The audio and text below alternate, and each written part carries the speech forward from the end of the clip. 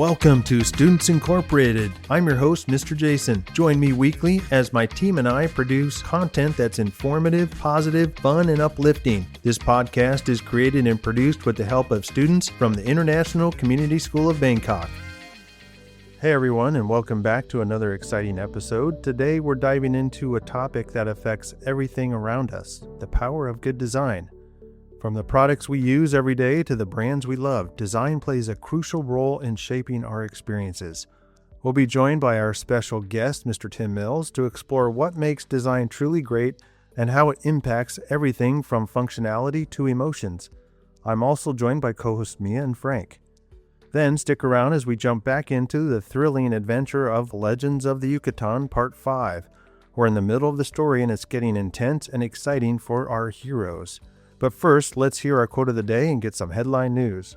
Our quote of the day comes from Dieter Rams, a legendary German designer. He's quoted to have said, "A good design is as little design as possible." The quote is all about keeping things simple, clean, and useful. He's basically saying that good design shouldn't be cluttered with unnecessary things. It should be clear, straightforward, and actually makes life easier. Ram's minimalist approach is all about cutting out the fluff and focusing on what really matters, making designs that are efficient, durable, and timeless. It's like saying less is more, but in a way that's thoughtful and intentional. And that's our quote of the day. Now onto some headline news with Miya. Thank you for our quote of the day, Frank. For today's headline news, here are the top stories making waves in the design world. Number 1, Milan Design Week sees fashion brands stealing the spotlight. At this year's Milan Design Week, renowned fashion houses such as Loewe, Louis Vuitton, and Dior have taken center stage, transforming historic locations into immersive exhibitions that blend fashion, design, and art. This trend highlights the growing synergy between the fashion and design industries as brands expand into home decor and create theatrical experiences for attendees. Number 2, Interior Design Masters renewed for 2 more series. The popular BBC show Interior Design Masters, hosted by Alan Carr since 2021, has been renewed for 2 additional series. The upcoming 6th series is set to premiere on April 10th on BBC One. Producers are currently seeking 10 new aspiring designers to compete for the grand prize, which this year includes a collaboration with John Lewis for a new homeware collection. Number 3, vintage design trends making a comeback in 2025. Interior designers predict a resurgence of vintage aesthetics in 2025, with trends such as gilded mirrors, painted wood furniture, and elaborate trimmings like tassels and fringes returning to the forefront. Additionally, 70s-inspired colors, bold floral patterns, and Art Deco styles are being reimagined for modern interiors, blending nostalgia with contemporary design elements. And that ends our headline news for this episode.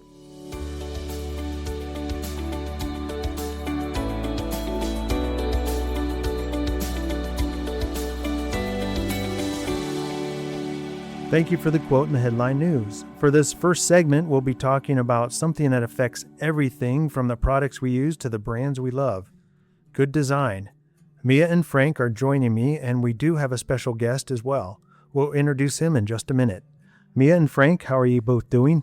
Thank you for asking. I'm doing really well, and I'm really excited about this topic.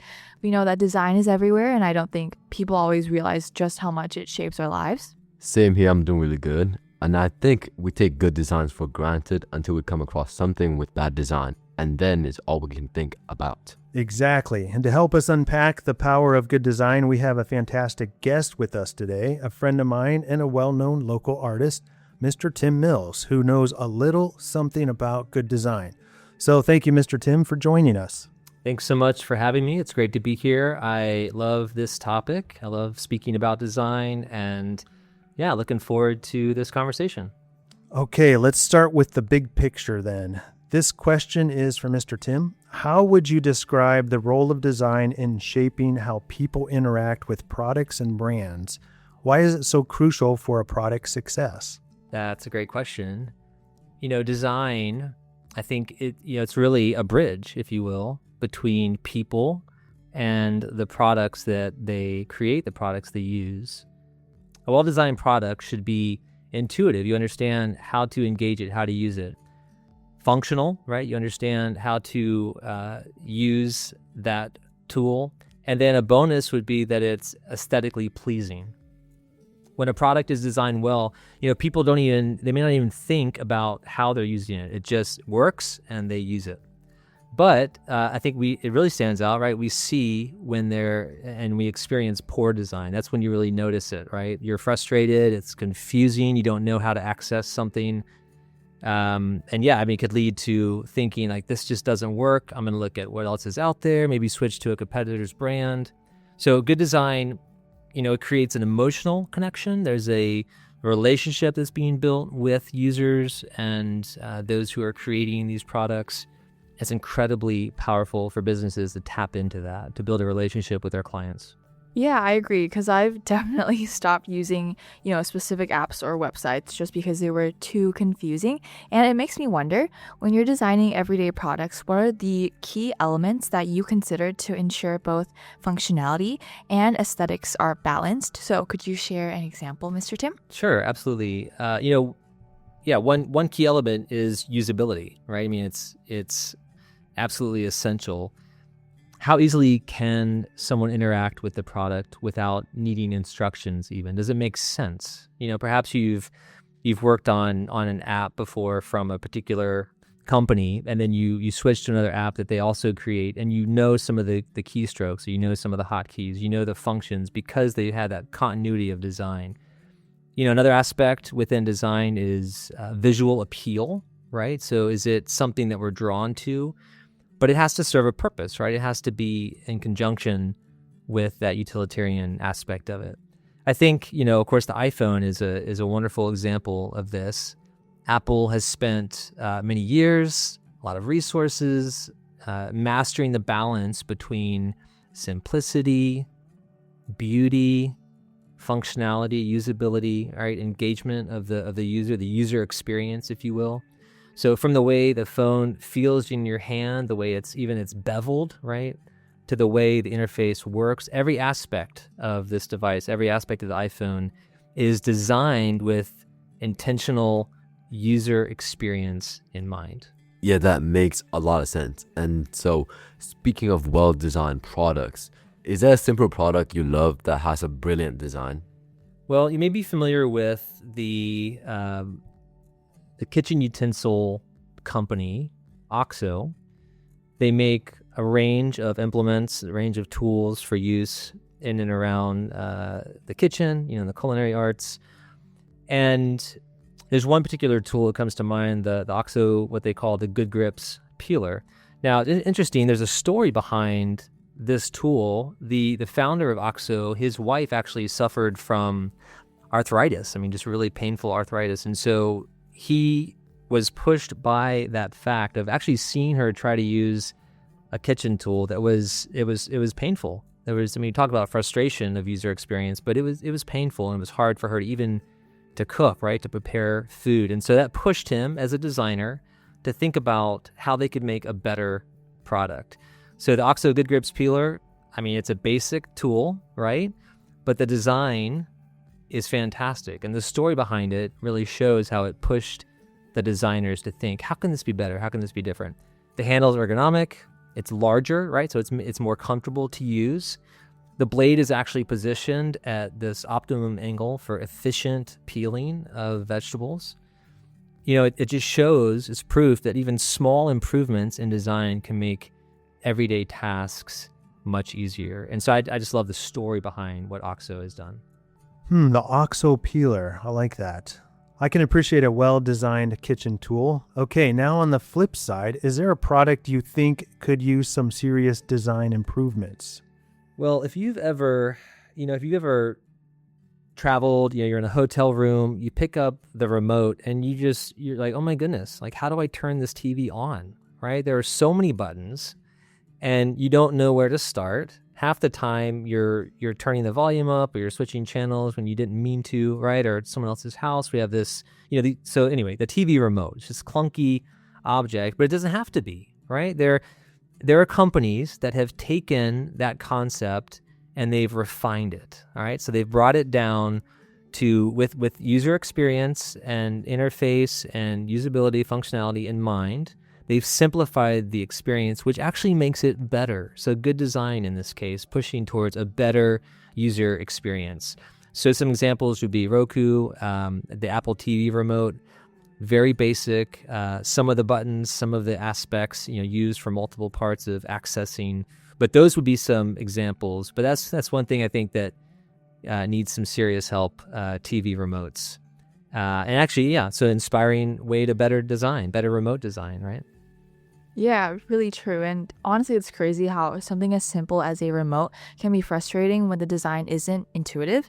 So, switching gears a little, and my next discussion question is, how do you think design impacts a brand's identity, and how does it influence consumer perception or behavior?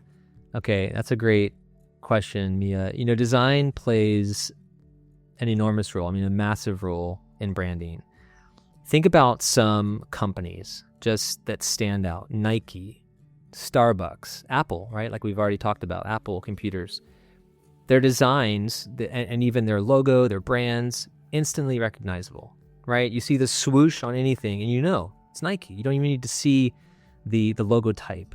You see the swoosh and or the Apple, right? You see the Apple and you know what that company is about, what it stands for. So their design, their brand, their story, their identity, instantly recognizable. Yeah, so it ranges from their logos to their packaging.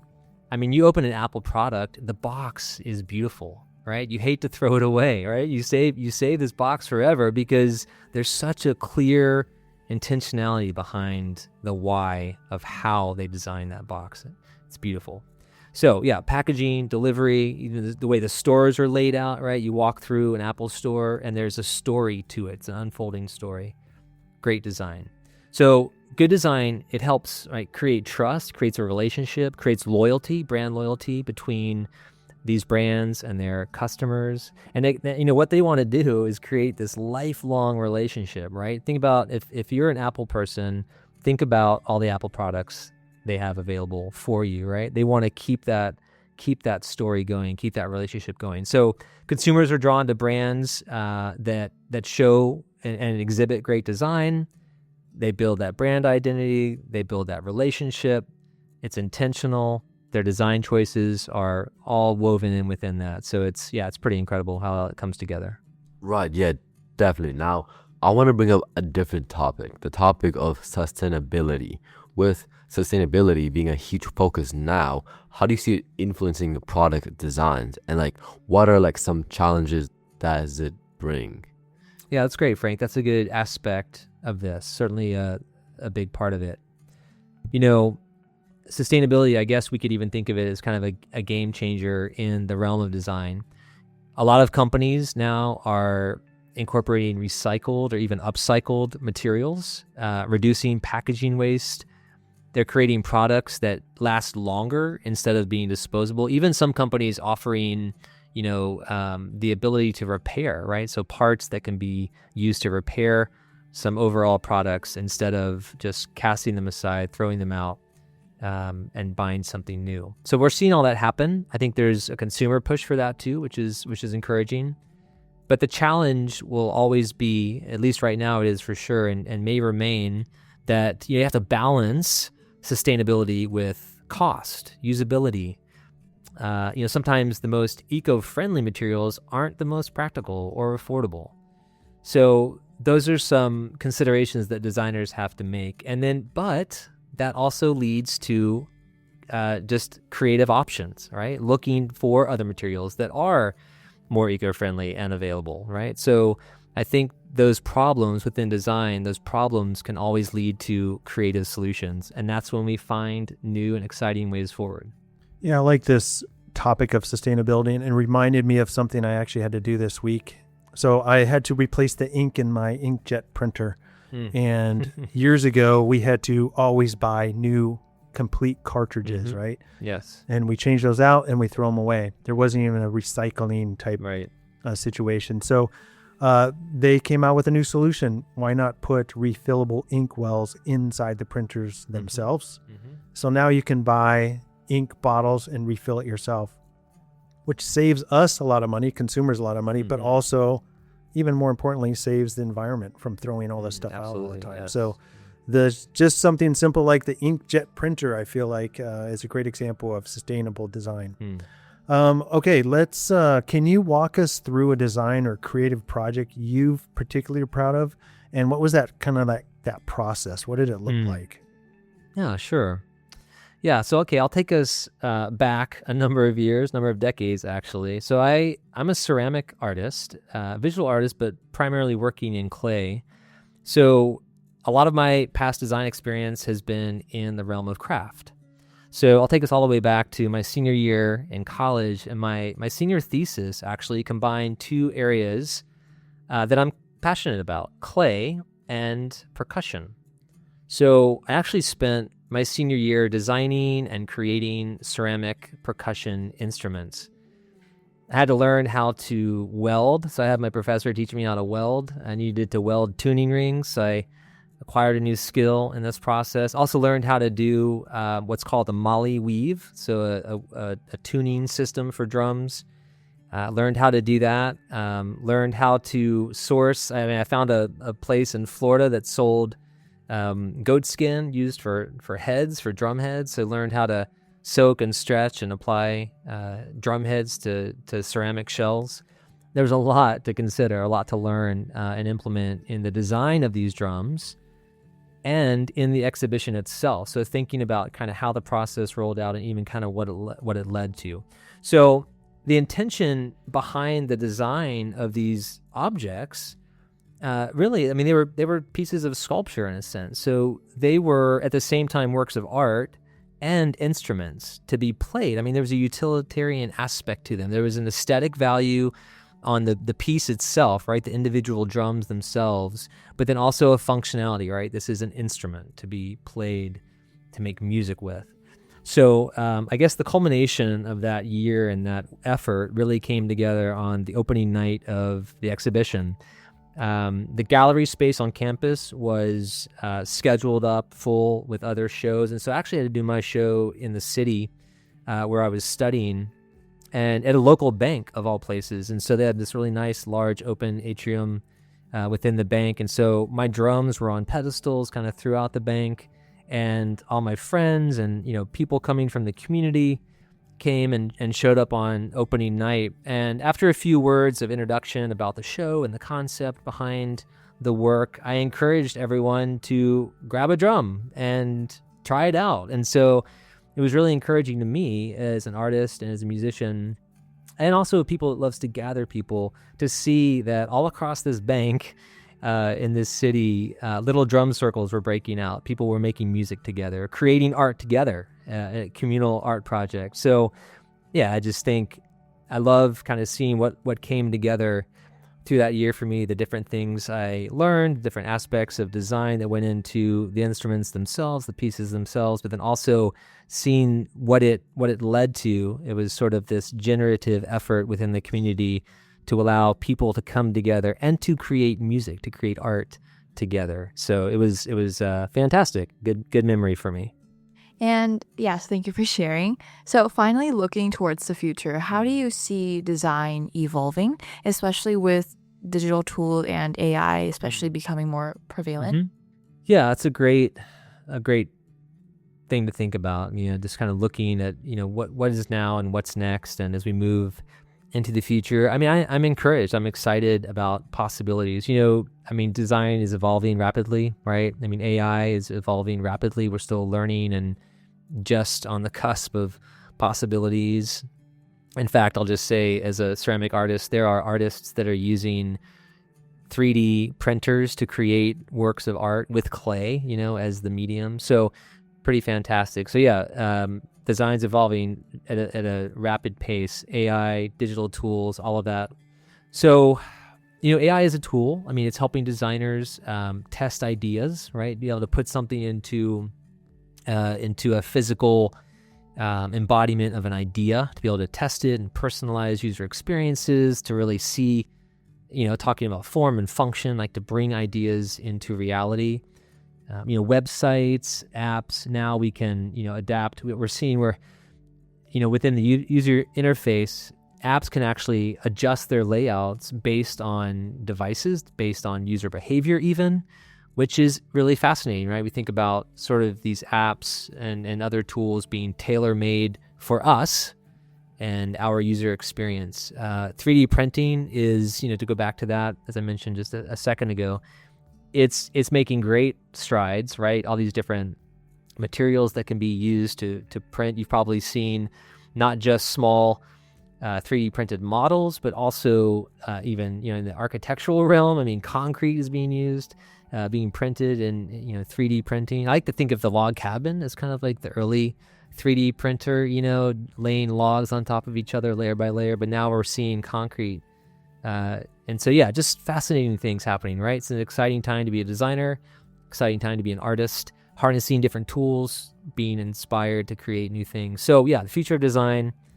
It's going to continue to be about personalization, adaptability, smarter user experiences, but I think we'll always be connected to us humans. And so it's going to be neat to see what happens in the next 10, 20, 30 years.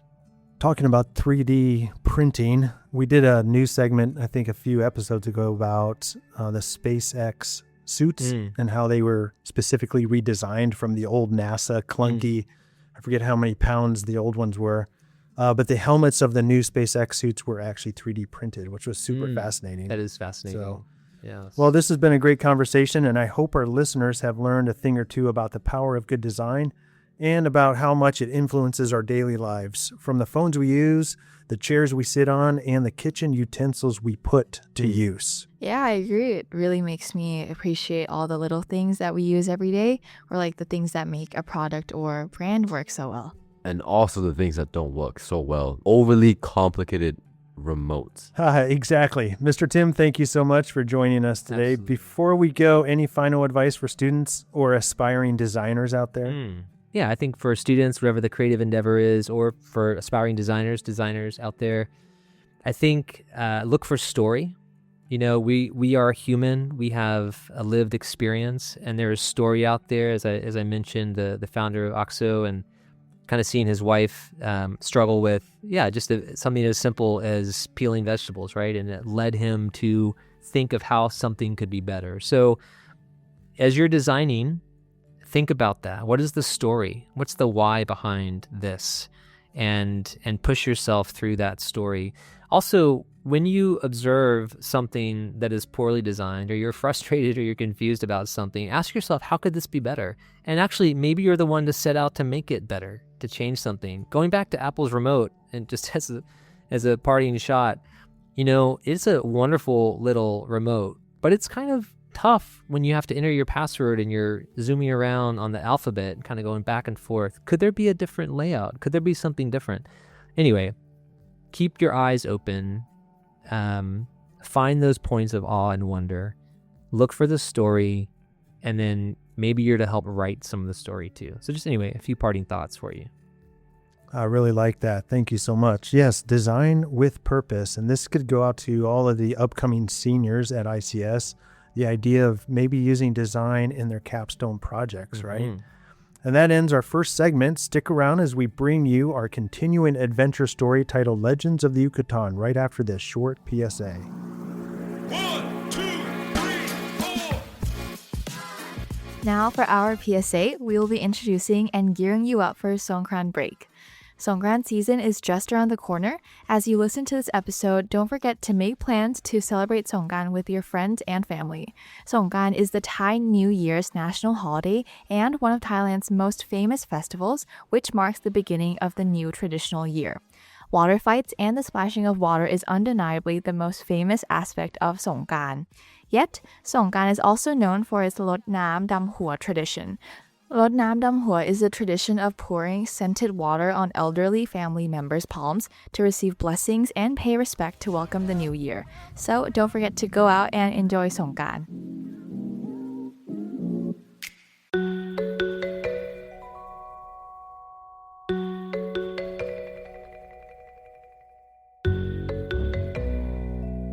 And we are back with our second segment, and we will continue with part 5 of our story, Legends of the Yucatan. Part 5 is titled The Cenote. If you missed parts 1 through 4, you can get caught up by listening to episodes 87 through 90.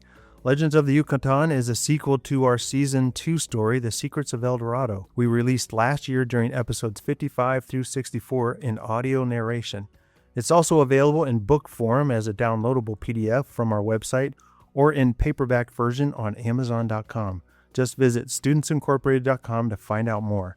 Now, moving on, Camden will give us a quick recap before we jump into part 5.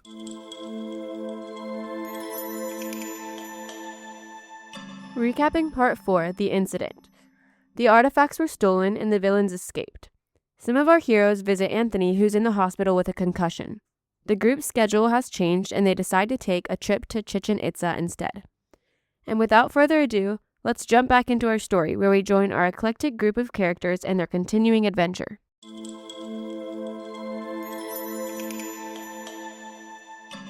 After the group gets checked in at one of the local hotels, drops their overnight bags off, and gets oriented to the schedule, they all meet in the lobby where Hawthorne gives the students a quick history lesson about where they are, Merida, Mexico. Hawthorne explains to the students as they wait for Tommy, who can sometimes be late. He says, "The city of Merida is the provincial capital of the Yucatán Peninsula, and its population is close to 1 million. It sits about a half-hour drive inland from the coast. It's the financial and cultural center of the Yucatan and is known as one of the safest cities in Mexico. In fact, it's been ranked as one of the 3 best cities in Mexico on 3 different occasions." Hawthorne looks down at his watch and then continues, "The city has a deep and rich history dating back to its founding by the Spanish conquistadors in the 1500s. The local Mayan population has remained resilient and strong despite the colonial influence and integration from Spain hundreds of years ago." Hawthorne then finishes with his last statement as he watches Tommy come down the narrow hotel staircase and make his way to the lobby. Needless to say, this city, its history, its location, and its close proximity to the heart of the Mayan culture and people is deeply significant place. Prof. Tommy walks up to the group, who are now all standing there and look at him. He then says with a smile, "Good morning, everyone. What I missed?" Miranda, who was standing next to Professor Hawthorne, is the first to respond with a funny comment. "Well, we thought about leaving, but then we thought, how would we find the best mid-morning brunch spot in all of Merida if you aren't with us?" David laughs slightly and then adds, "Well, I know a good spot, but Professor Tommy will need to be the final word since he usually knows all the best food spots in these towns." Tommy clears his throat and then says, "Alright, everyone.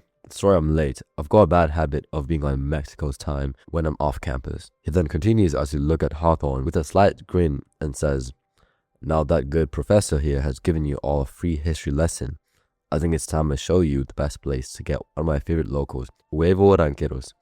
Or for those of you who want a lighter option, avocado toast or a small pastry with coffee. Alright, let's go." And with that, the group loads up on the small touring bus.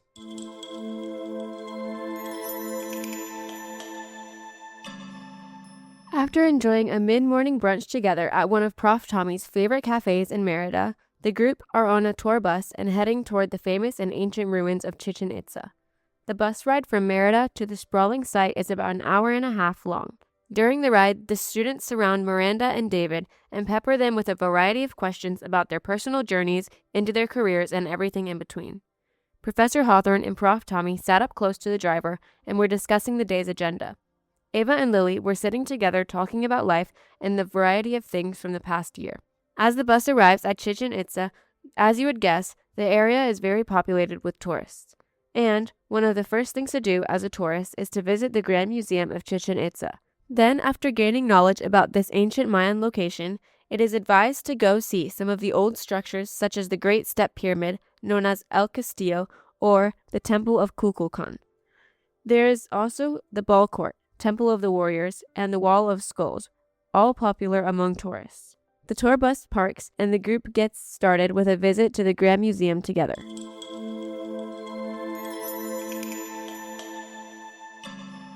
After spending what seemed like an hour in the museum, Hawthorne and Prof. Tommy rounded up the group and made their way toward the exit.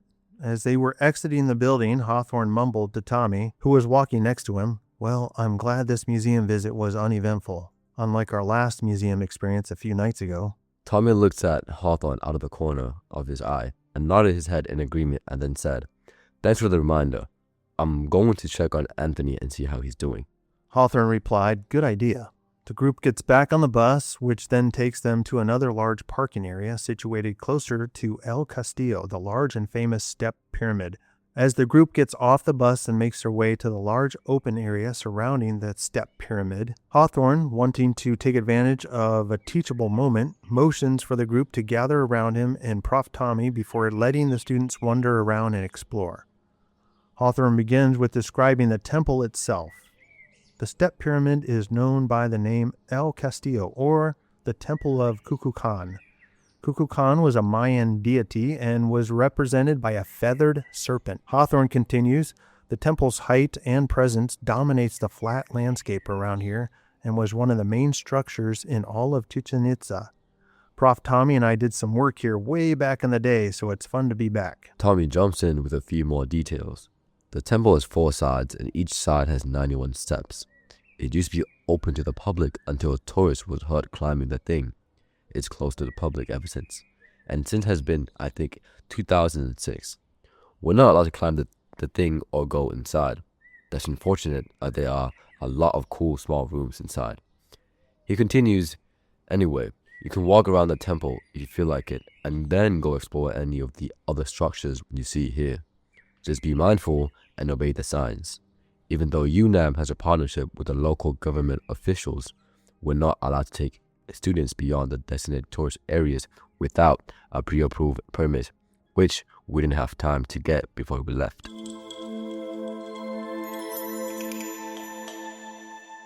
After about 30 minutes or so of walking around different sections of the site, Miranda, who had been here before on numerous occasions, went and sat down next to Ava, who was relaxing under a shade tree. Miranda asks Ava, "So, our interview from the other day, when will that be published?" Ava smiles and responds, "Well, the interview will be part of a larger set of stories, which one of the editors at Reuters will need to approve. But if I had to guess, I would say it'll be ready for release within a week," she continues. "I'm still working on some other parts of it, though, so now they're waiting on me." Miranda then says, "Oh, I see. I've always admired journalists for their ability to tell a story, and sometimes in real life as it's happening." Miranda then noticed Ava looking at her digital camera screen and asked, "Do you take that everywhere you go?" "Yeah, pretty much," Ava responds. Miranda then asks, "Did you have it at the museum the other night?" "As a matter of fact, I did," Ava answers. Ava could tell Miranda wanted to ask her another question and felt a little hesitant. So Ava jumped in and responded. "And if you are wondering, I had my camera going during the incident at the museum. And the morning before we went to visit Mr. Garcia at the hospital, 2 investigators came up to UNAM and met with me about the photos I took. I turned over several images that hopefully will help them find the thieves." Ava pauses for a moment, then continues. "I'm not sure why I'm telling you all this, but if I were in your shoes, I would want to know if the police and authorities were trying to get to the bottom of what happened at the museum the other night, and find the 2 artifacts, not to mention the people they hurt in the process." Miranda sat nodding her head in agreement and then asked, "Do you still have those images on your camera? If so, could I take a look at them? Maybe there's something or someone I would recognize from that night that could help." "Yes, I do actually," Ava answers. "Look here." Ava says as she points to the small camera digital screen. "You can cycle through the images by pushing this button here, and go back by pushing this button here." Ava says this as she hands the camera to Miranda and then points to the button to use. Miranda sits quietly next to Ava and slowly cycles through the photos on the camera, studying each one as if she was trying to solve the mystery. She then says, "Wow, there are several hundred images on here." Miranda then stops for a moment and stares at the small screen, squints, and then says, "Whoa, wait. You captured several images of the thieves. I know they are a bit blurry, but..." At that moment, and as Miranda was mid-sentence with the camera close to her face, Professor Hawthorne and David walk up behind where Ava and Miranda are sitting. Hawthorne looks down and notices that Miranda is looking through Ava's photos and asks, "So, Ava, did you hear back from the investigators about your photos yet?" Before Ava could answer, David jumps in and says, "Wait, what? You have photos from the incident the other night? Do you mind if I take a look as well?" Ava, feeling a little nervous now that David wants to see the photos, and hoping her promise to Professor Tommy the other night is not getting broken, very reluctantly says, "Okay." Ava says, "Sure. And just to let you know, the lead investigators have all my photos, and they told me that they'd be looking into it."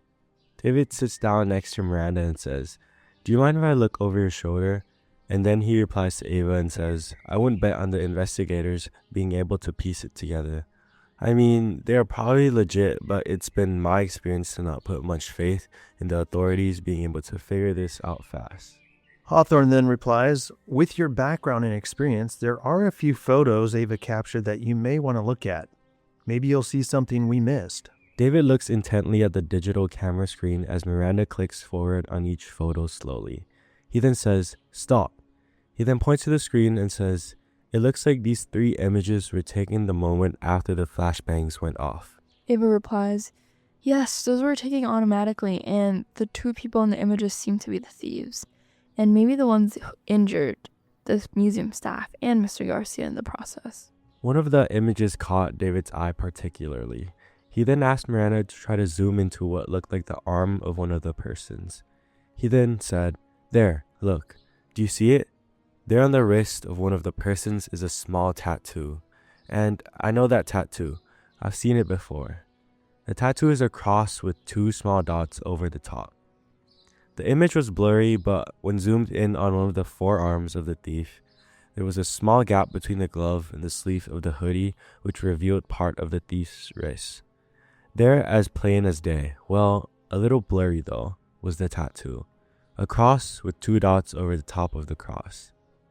David then says, I've seen this before from a few of my police and military friends back in Mexico City. Anyway, it's a popular tattoo that one particular gang uses. He then adds, I can't say that I'm surprised though. This gang is known to work with the cartels. Miranda then says, don't you think that investigators have seen this too and are working their contacts? Well, probably, but I wouldn't want to assume that. And the authorities are quite slow in these matters, so who knows what they know. Hawthorne jumps in and asks, besides the obvious answer of for money, why would the cartel support or initiate such a high-stakes heist? At that moment, Tommy walks up to where the adults are sitting, still in the shade of now crowded around Ava's camera, and says, well, the students are all still out exploring. And what do we have here? He says that with the last bit with a slight smile. Hawthorne answers with a little sarcastic tone, we're playing detective here while we wait. At that moment, David feels his cell phone vibrate in his side pocket and hears it ding. He grabs his phone out of his pocket and turns it over to see the screen. He's holding his phone in a way that any of the others could see the screen if they wanted to. He looks down at the screen, which is a bit hard to see because of the bright sun. He squints to get a better look at what looks like an image that was just texted to him. He gasps, what? Wait, what is this? David's surprised reaction to what he was looking at on his phone made Miranda look over and then down at his phone, which he was holding by his side, and right next to where she was seated. Whoa, David! Miranda exclaimed. What is that? Who is that? Miranda's questions caught the attention of everyone there, Hawthorne, Tommy, and Ava. Someone through an anonymous number had just sent David a photo of a person kneeling down on the ground with 2 individuals standing behind him. The individuals were holding weapons and were masked. One of the masked individuals had their hand under the chin of the man kneeling on the ground and was forcibly holding his head up and pointing at the camera directly. The man who was on the ground was quite upset, and his face showed both anger and fear. David recognized the man kneeling on the ground immediately and said, "That's my younger brother. What? I don't understand." Moments later, a short text message followed the image that was sent, and it read, "Instructions to come. Follow exactly if you want to see your brother ever again."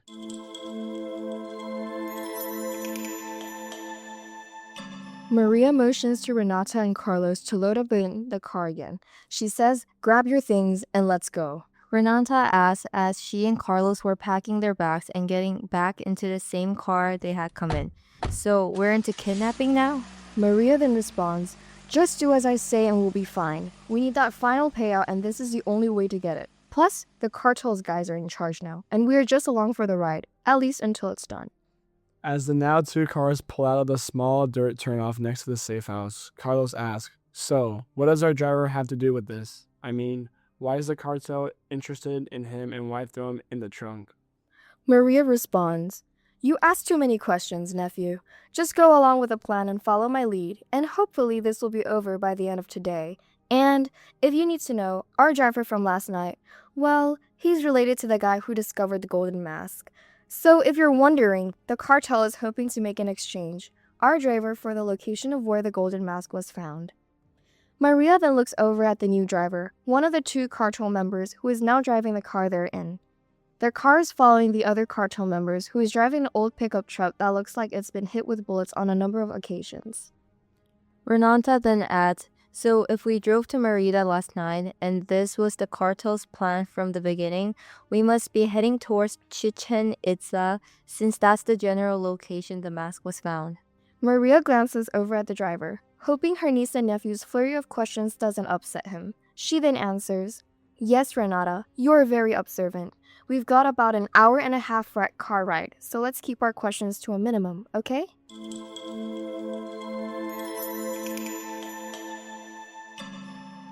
Tommy looks at David with a very serious and concerned face and asks, David, what are we looking at? And tell me you're not mixed up in this whole thing.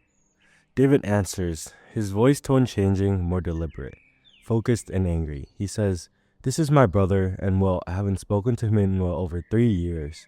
We had a falling out about some of the work he was involved in.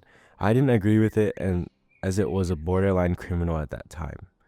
After our argument, he just disappeared. I had no idea what he was doing or where he went.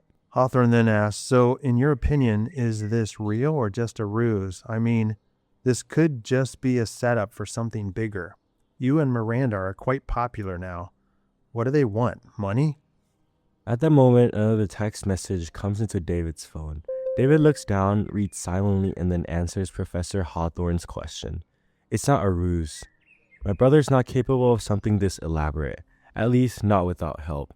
He then reads the following text message out loud. It reads, give us the exact location of the cenote or where you found the mask, and upon confirmation, we'll release your brother unharmed.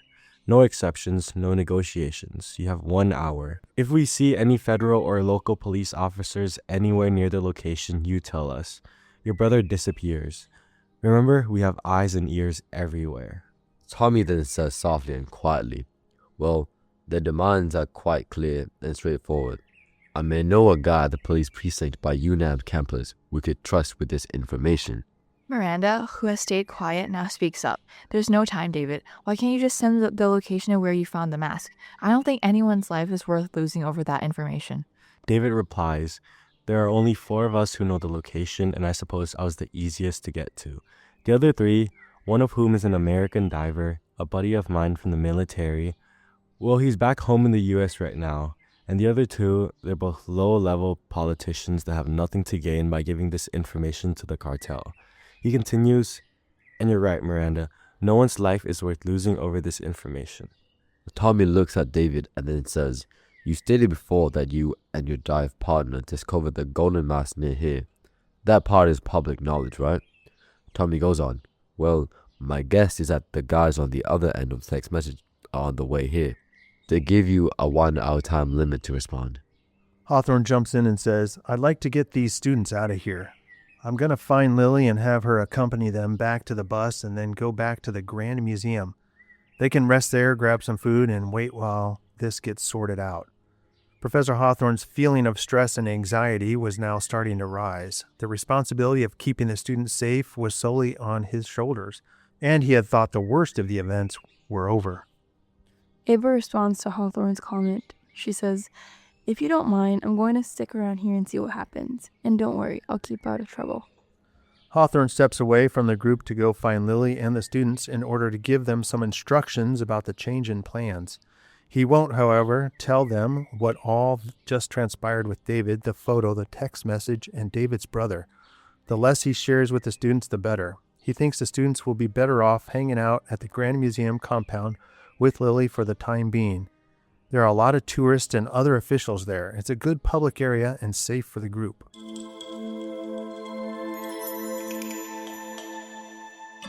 Maria looks back at Renata and Carlos as the car they're riding in pulls up to a gas pump and right behind the small pickup truck they were following. She then says, one of you needs to stay in the car while the other grabs us some water and snacks. There's not another shop between here and our destination, so let's stock up. We're only stopping for a few minutes so we can get back on the road. Renata looks at Carlos and says, I nominate you. Here's some pesos. You know what I like. Don't talk to anyone. Carlos replies back, fine, whatever. The only people here are tourists anyway. They don't know us and don't care. I'll be right back. After a few minutes, Maria feels a blank stare from the driver of their car glaring at her as if to say, "Come on, let's go." Maria looks over towards the small convenience store, waiting for Carlos to exit with several water bottles and some snacks. She says under her breath, "Come on, come on."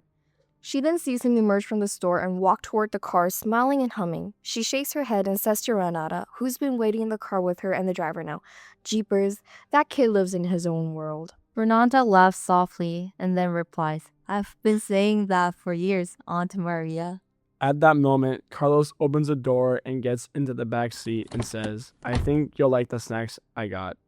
Some of the stuff we can't get in Mexico City. They probably have it here because of all the tourists that come this way." Maria rolls her eyes and then looks at the driver and then says, "Okay, we're ready. Sorry about that." She then turns around and says to Renata and Carlos in the backseat, "We've got about 45 more minutes before we reach Chichen Itza. And give me a bag of those dried tamales and a water bottle."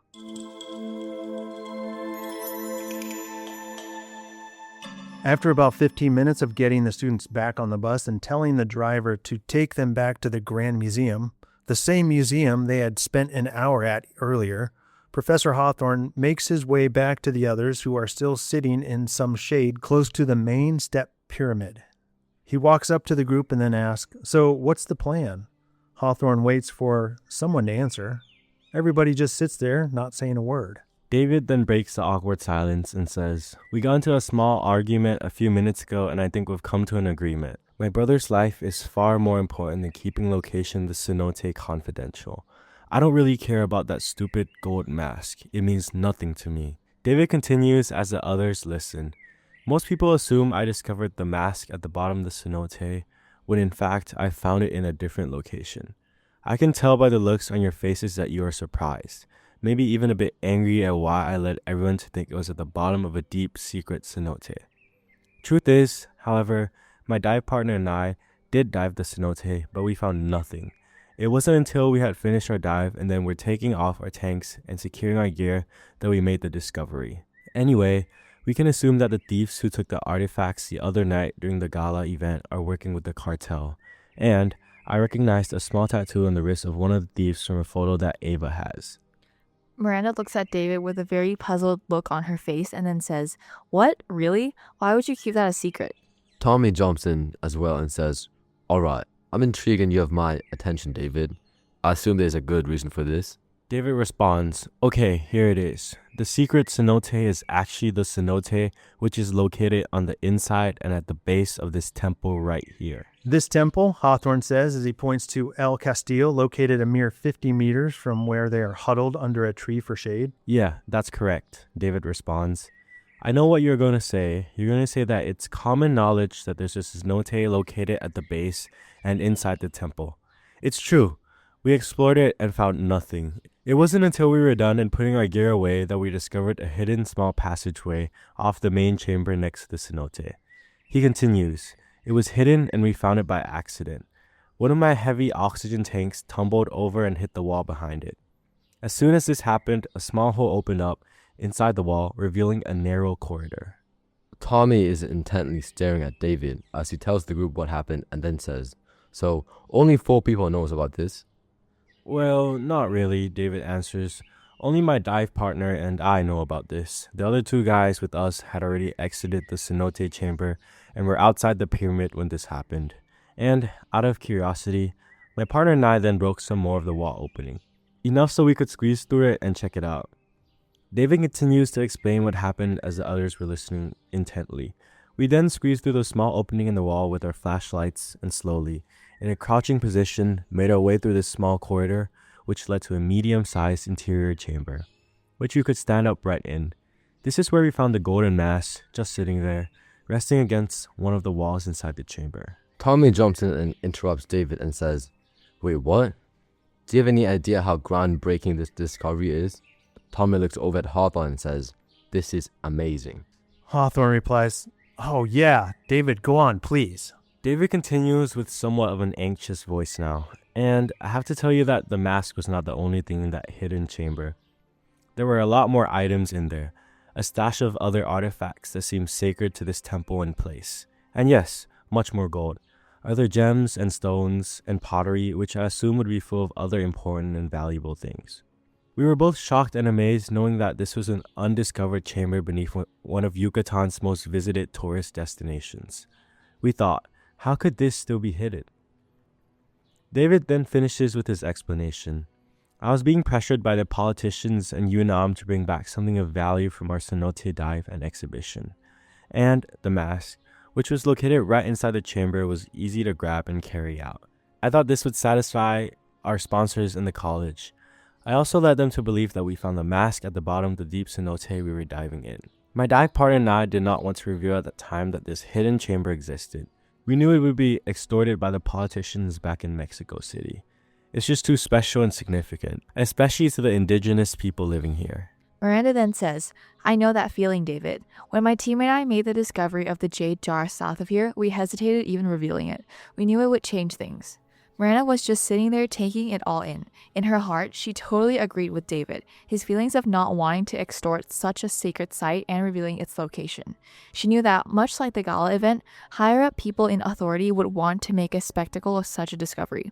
She had the same feeling about her expedition months ago. She didn't like the fanfare and publicity. And maybe that's why her and David had connected so well together. They shared much of the same values. Miranda then said, So what's next then, your brother, for the location? David replies, Yes, I'll give him the location of the cenote under the pyramid as to where we found the golden mask. This could buy us some time since they would have to figure out how to confirm it by hiring their own divers to investigate it while trying not to get caught by the park security guards. Also, David continues, my partner and I covered up the hole in the wall with the stones that have fallen so the entrance to the corridor is hidden once again. A person would have to know that it's there in order to discover it. Tommy then adds, yeah, park officials don't really go down in the pyramids anymore. Anyways, since it's been closed off to tourists years ago, it's just kind of a time capsule down there now. As Tommy is talking to the group, he's dialing Anthony on his phone, who he had just talked to earlier, to see how he's doing. Tommy then says, I'm hoping for a miracle here, but I'm going to ask Anthony if he could make a call to the lead park ranger down here and see if we get a special permission to enter the pyramid. I mean, if what David is saying is true, which I believe him to be, then we need to get into that chamber and document as much as possible before we have to leave. It's an undisturbed treasure trove of valuable artifacts, history, and culture.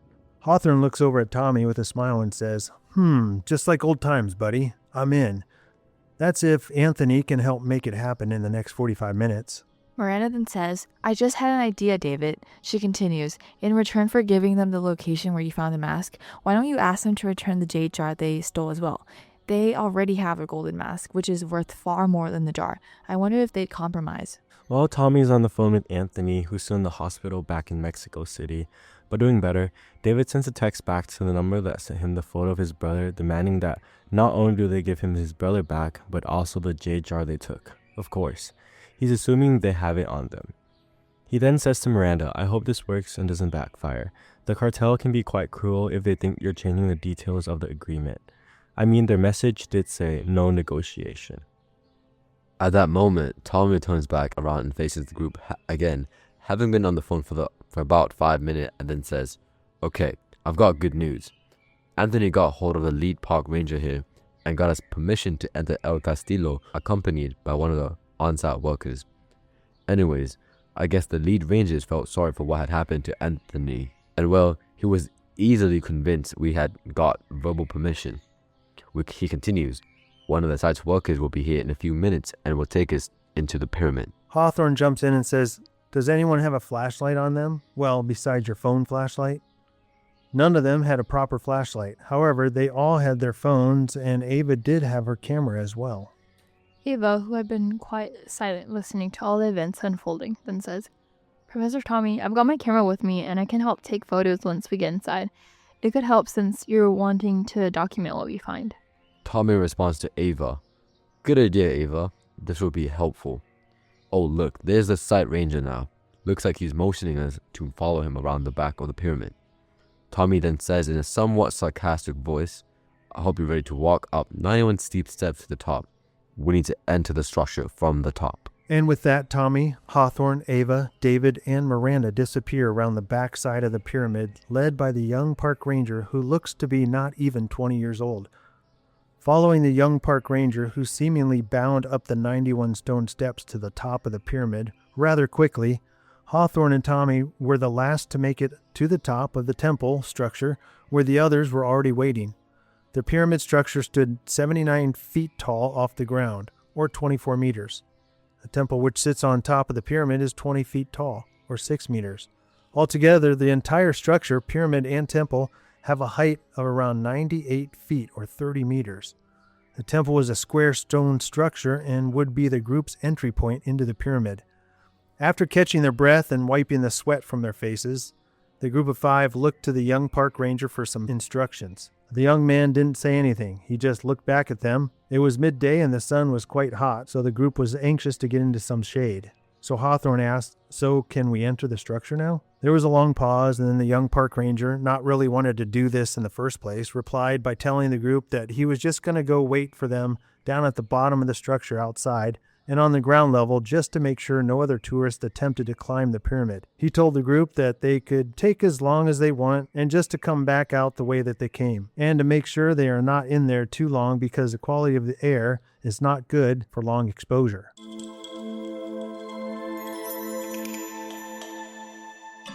After the young park ranger unlocked a small metal gate which would allow the group to enter the structure, he then started walking back down the 91 stone stairs toward the base of the pyramid. While standing at the top of the pyramid and as the group was getting ready to enter, David gets a text message from the cartel and it reads, "We agree. We will exchange your brother and the jade jar for the location. No more changes. Instructions to follow." David reads the text message to the group and then says, "Wait, they are sending another text. Just a moment." The next text message David receives then says, "The jade jar will be dropped off at the Grand Museum's front reception desk at Chichen Itza as a sign of good faith once we have received the location of where you discovered the golden mass. Then, we will release your brother when we confirm the location you sent us is legitimate. No games, no authorities, or your brother disappears forever." David then says to the group, "Okay, let's do this. I know the way and we don't have a lot of time." By this time, the young park ranger had made it to the bottom of the pyramid and was already resting on one of the benches under a tree some 30 yards away from the base of the structure, just sitting there and chilling out.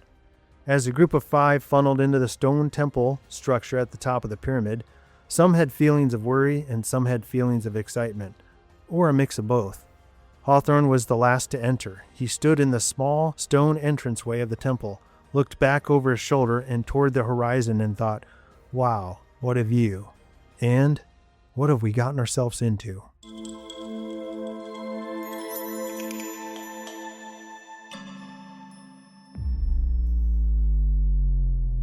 And that ends part 5. Stay tuned for next week as we bring you part 6 in our continuing story, Legends of the Yucatán.